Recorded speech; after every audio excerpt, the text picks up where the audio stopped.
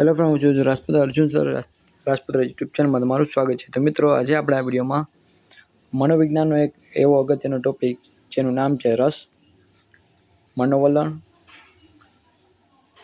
જેની આપણે વાત કરીશું આજના આપણે વિડીયોમાં. અને આવનારી ટાટ 2 અને સેકન્ડરી અને હાયર સેકન્ડરી બંને એક્ઝામમાં પ્રિલિમમાં પૂછાઈ શકે આમાંથી એવા પ્રશ્નો પણ આપણે ચર્ચા કરીશું. તો વિડીયોને અંત સુધી જોતા રહેજો. જો તમે મિત્રો અમારી યુટ્યુબ ચેનલમાં નવા જો તો અત્યારે જ યુટ્યુબ ચેનલ લાઇક કરો, શેર કરો અને સબસ્ક્રાઈબ કરો અને બાજુના બેલ આઇકન બટન પર ક્લિક કરવાનું ભૂલશો નહીં, જેથી કરી આની પછીના જે વિડીયો મૂકીને તમને નોટિફિકેશન મળતી રહેશે. રસ અથવા તો મનોવલણ એટલે શું? રસને શું કહેવાય? તો કે ભાઈ, આપણે જે ધ્યાન ધરીએ છીએ એની જણની, એને આપણે કહીએ મનોવલણ અથવા રસ. એવી અવસ્થા છે ધ્યાનની કે જેને કારણે આપણે કોઈ પણ કાર્ય છે, પ્રવૃત્તિ છે, એમાં રસ પડવા લાગે, આપણું ધ્યાન જે છે એ વધે છે. જેના એટલે કે રસના બે પ્રકારો છે, એક તો કથિત રસ અને બીજું છે પ્રદર્શિત રસ. કથિત રસ એટલે કેવું કે વ્યક્તિ જે કહે ને એના શબ્દો દ્વારા જે રસ ઉત્પન્ન થાય એને કથિત રસ કહેવાય. કથિત એટલે મૌખિક રીતે કહેવાયેલું કોઈ બાબત એ. પછી બીજું પ્રદર્શિત. પ્રદર્શિત એટલે કે વ્યક્તિના વર્તન દ્વારા જે રસ પ્રગટ થાય એને પ્રદર્શિત રસ કહેવાય. બરાબર. જેમ કે તમને કોઈ વ્યક્તિ છે કહે છે કે આ વસ્તુ છે, આ પિક્ચર છે, એ ખૂબ જ સરસ છે, રસપ્રદ છે, મજા આવશે જોવાની, તો એ કયું થયું કે એના શબ્દો સાંભળીને તમને એમ થયું કે મારે આ પિક્ચર જોવા જવું જોઈએ, તો એ થયો કથિત રસ. હવે જ્યારે તમે પિક્ચર મૂવી એ ટોકીસમાં જોવા જાઓ છો, બરાબર, અને એ ચિત્ર ટોકીસ દ્વારા તમે જુઓ છો અને પછી એમ થયું કે હા, ખરેખર આ પિક્ચર છે એ જોવા જેવું છે, બરાબર, ત્યારે એ તમને પ્રદર્શિત થયો રસ કે આ પિક્ચર તો જેવું સાંભળી હતી વાત એવું જ નીકળ્યું, બરાબર. એટલે એ થયું પ્રદર્શિત રસ, એટલે તમને વધારે જોવાની મજા આવી. કથિત છે એટલે આપણે એમ કહીએ કે એ પરોક્ષ છે, અને પ્રદર્શિત રસ છે એ પ્રત્યક્ષ રસ છે એમ પણ આપણે કહી શકીએ. હવે રસ સંશોધનિકા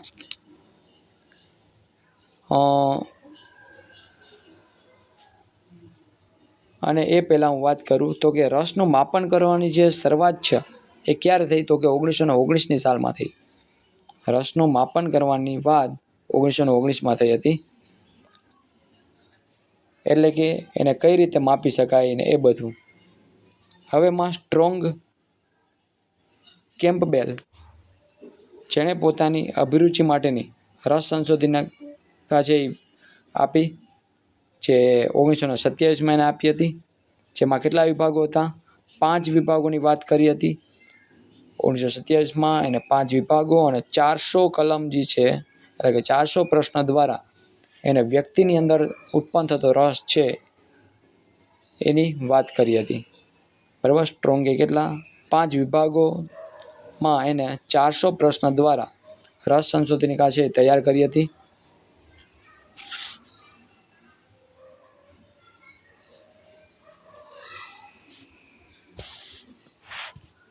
ત્યાર પછી આગળ આપણે વાત કરી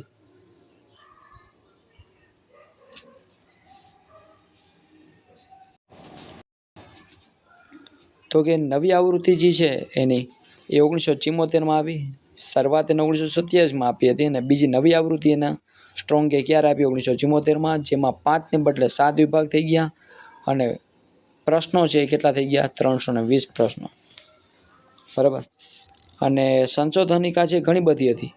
જો લિકટની આવે, લિકટની, પછી ગટમેનની, પછી થર્સ્ટનની,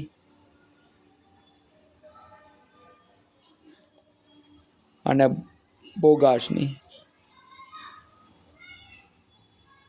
આ બધા લેખકો છે જે એને મનોવલણની તુલાઓ આપી હતી, બરાબર. જેમાંની સૌથી ફેમસ હોય તો એ તો લિકર્ટની છે, અને બીજું થર્સ્ટોનની તુલા. લિકર્ટની તુલા જે હતી ને એને સંમિલિત મૂલ્યકરણની તુલા પણ કહેવાય છે. શું કહેવાય છે એને? સંમિલિત મૂલ્યકરણની તુલા. અને સૌથી પ્રચલિત તુલા હોય ને તો એ છે થર્સ્ટનની. થર્સ્ટનની તુલા જે હતી સૌથી વધુ શું છે? પ્રચલિત છે. ચલો આગળ વાત કરી.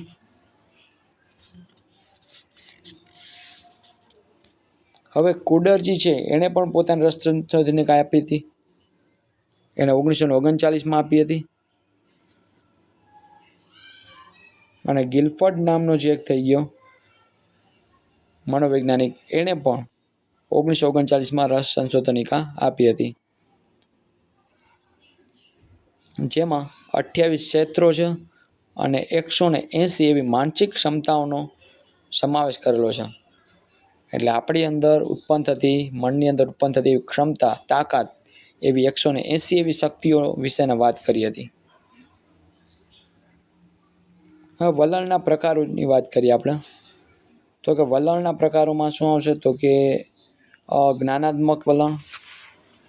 પહેલાં તો એ આપણને ખબર હોવી જોઈએ કે મનોવલણ એટલે શું.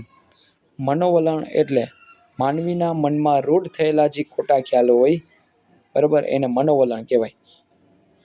મનુષ્યના મનની અંદર જે રૂઢ થઈ ગયા છે ખ્યાલો, એને મનોવલણ કહેવાય. જેના લક્ષણો છે સાપેક્ષ રીતે સ્થિર અને સ્વભાવગત હોય છે. મનોવલણ છે એ કેવું હોય છે? કોઈની સરખામણી આપણે બીજા સાથે કરી ત્યારે આપણું મનનું વલણ જે છે સ્થિર હોય છે. અને બીજું, અમુકનું જે મનની અંદરનો વિચાર છે એ સ્વભાવગત હોય છે, એટલે બીજા સાથે તરત ભળી જાય એવા.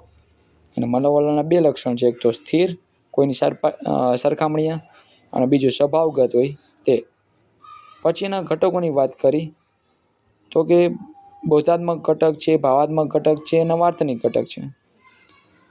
બોધાત્મક ઘટક એટલે કેવું? કે જે વિચાર, અપેક્ષા, માન્યતાઓ પર ડિપેન્ડ હોય. ભાવાત્મક છે તો ગમા અણગમો, એટલે કોઈને ગમવું ન ગમવું, લાગણીઓ એના ઉપર ડિપેન્ડ હોય. પછી વાર્તનિક ઘટક છે એની ક્રિયા, વર્તન અને પ્રતિક્રિયા, આ 3 બાબતો પર ડિપેન્ડ કરતું હોય છે. મનોવલણ એટલે શું? તો કે માનવીના મનમાં રૂઢ ગયેલા ખોટા ખ્યાલોને મનોવલણ કહેવાય. અને એના ઘટકોની વાત કરી તો બોધાત્મક, ભાવાત્મક અને વાર્તનિક. બોધાત્મકમાં વિચાર, અપેક્ષા અને માન્યતાઓની વાત હોય. પછી ભાવાત્મક છે તો મનની અંદર ઉત્પન્ન થતો ભાવ, ગમો અણગમો, લાગણી, એ બધું. વાર્તનિક એટલે વર્તન એનું કેવું છે, ક્રિયા કેવી કરે છે, વર્તન કેવું, અને સામે રિસ્પોન્ડ કેવો આપે, એટલે પ્રતિક્રિયા કેવી, એના પર ડિપેન્ડ કરે. ત્યાર પછી આપણે જે વાત કરતા હતા મનોવલણના પ્રકાર અથવા તો વલણના પ્રકારો. કયા કયા પ્રકારો છે એના?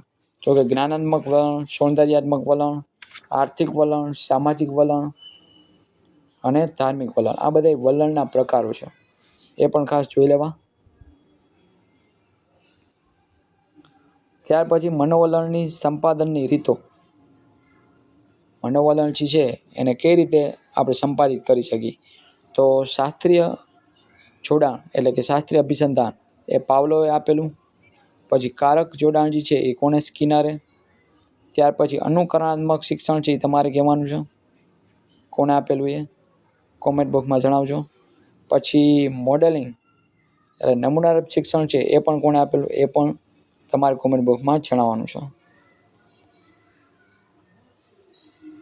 જેમાં આરોપણનો સિદ્ધાંત છે એ કોણે આપેલું? સિગમન્ડ ફ્રોઈડે.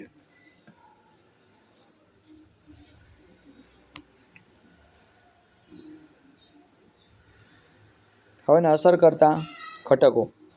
મનોવલણને અસર કયા ઘટકો કરે? તો કે ભાઈ કુટુંબ છે, કુટુંબ, સામાજિકરણ,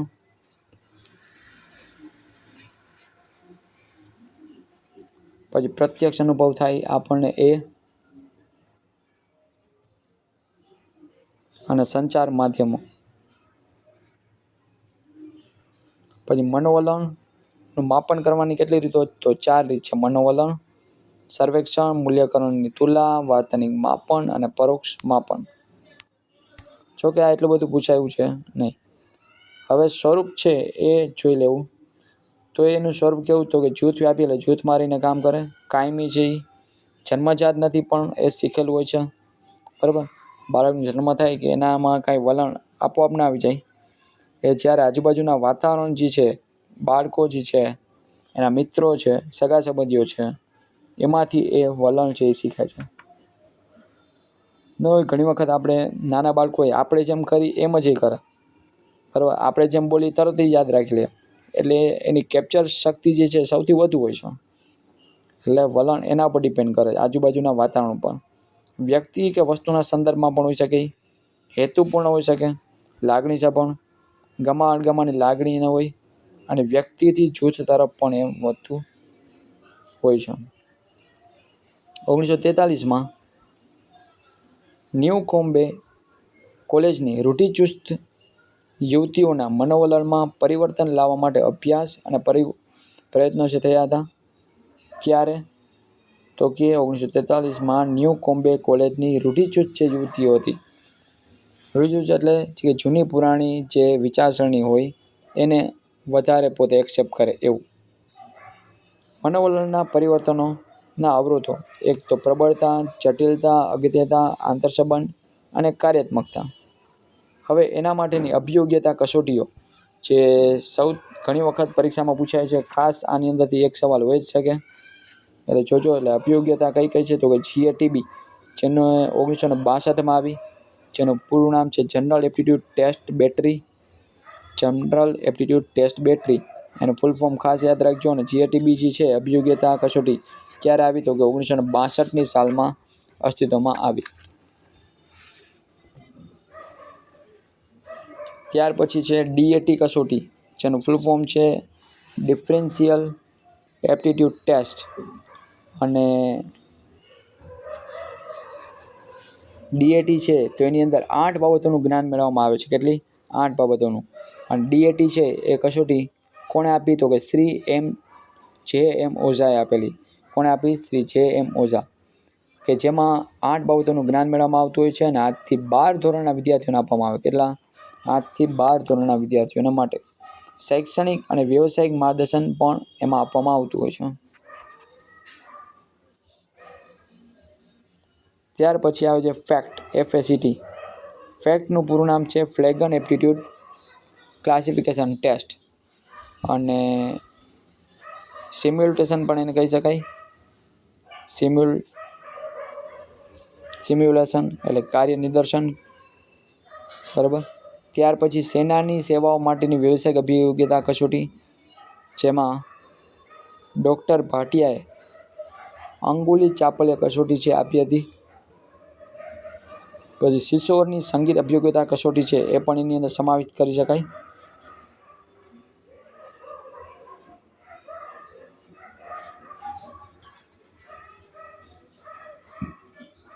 ગુજરાતમાં 1960માં યાંત્રિક અભિયોગ્યતા કસોટી છે એ પ્રોફેસર JC પરીખ આપેલી. આ પણ ખાસ યાદ રાખજો.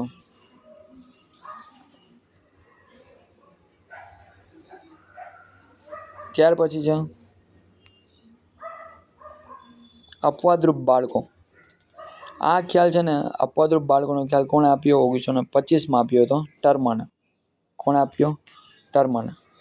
જેણે એમ કીધું કે પ્રતિભા સંપન્ન બાળકો છે એનો બુદ્ધિઆંક કેટલો? 130થી વધુ હોય. પ્રતિભા સંપન્ન હોય એનો કેટલો હોય? 130થી વધુ.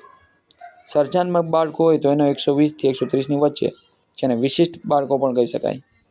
ત્યાર પછી સતિયુગ એટલે કે વિકલાંગ હોય, કોઈ ખામી હોય, તો 40% ખામી હોય ને એવા બાળકો, બરાબર, જેને 40% ખામી હોય એવા.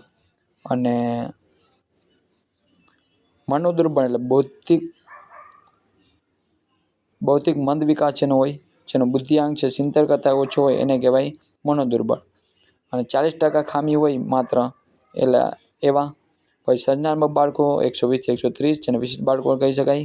પ્રતિભા સંપન્ન છે તો એનો 130થી વધુ બુદ્ધિઆંક હોય છે.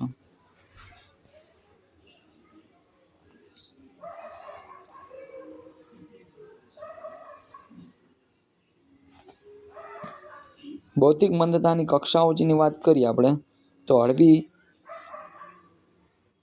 પછી મધ્યમ હોય, તીવ્ર હોય અને અતિ તીવ્ર હોય.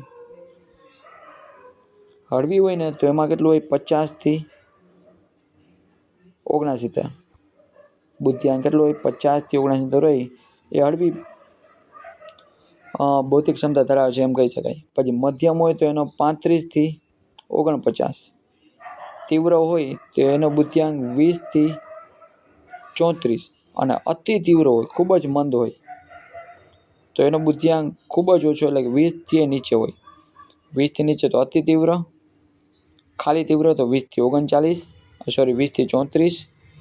મધ્યમમાં આવશે 35 થી 49 અને હળવી હોય ભૌતિક મંદતાઓની કક્ષાઓ તો એ છે 50 થી 69. હવે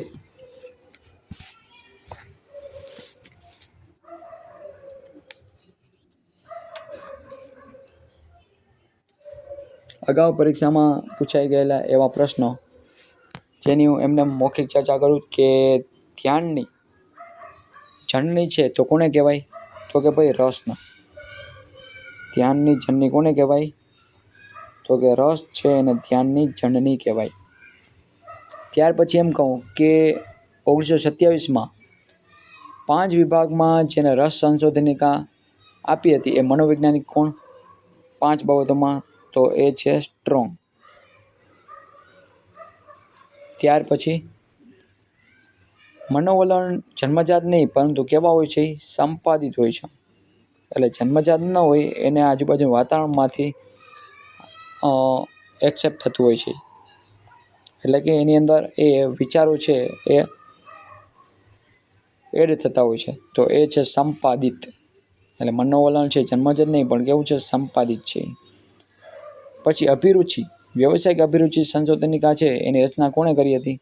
વ્યવસાયિક કહીએ તો એ કોણ આવે? સ્ટ્રોંગ જ આવે. પછી વ્યક્તિમાં રહેલી કલા, સંગીત અને સર્જનાત્મકતા જેવી શક્તિઓના માપન માટે કઈ કસોટી વપરાય? રસ, કલા અને સંગીત, કલા, સંગીત એના માટે કઈ આવશે? અભિયોગ્યતા કસોટી. કઈ આવશે? અભિયોગ્યતા. વિમાન ચાલકની તાલીમ માટે કયો વિકલ્પ છે વધુ અનુકૂળ? તો કે સિમ્યુલેશન છે એ અનુકૂળ કહેવાય. હવે અગત્યની એક વસ્તુ, 4 પ્રશ્નો તમને એક સાથે હમણાં યાદ રખાવી દઉં. કઈ રીતે? જો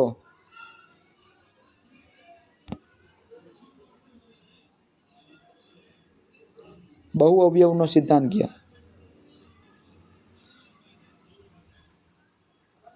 અવયવ વધારે હતા તો શું થઈ ગયું? થર્સ્ટન થઈ ગયું. એટલે થર્સ્ટન.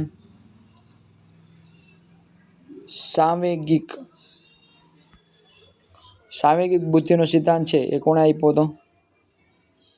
તો કે ગોલમેન. ત્યાર પછી બહુવિધ બુદ્ધિનો સિદ્ધાંત છે એ કોણે આપ્યો? ગાર્ડનર. અને ત્રિસ્વરૂપીય બુદ્ધિનો સિદ્ધાંત છે એ કોણે આપ્યો? સ્ટેનબર્ગ. હવે કઈ રીતે યાદ રાખવું? જો અવયવ ઘણા બધા હતા, બહુ અવયવ હતા એટલે શું થઈ ગયું? ફરી ગયા. આપણા સ્ટન્ટ લઈ લીધો. ઘણા બધા આપણા અવયવો એ સ્ટન્ટ લીધો. થર્સ્ટન. સાંવેગિક, આપણે અંદર કંઈક સંવેદના થઈ, બરાબર, ગોલ કરવાની. આપણે શું થયું? અંદરથી સંવેદના જાગી. આપણે સાંવેગિક એટલે ખાલી યાદ રાખવા માટેનું, અંદરની સંવેદના જાગી આપણે કે હાલો આપણે ગોલ કરી નાખી.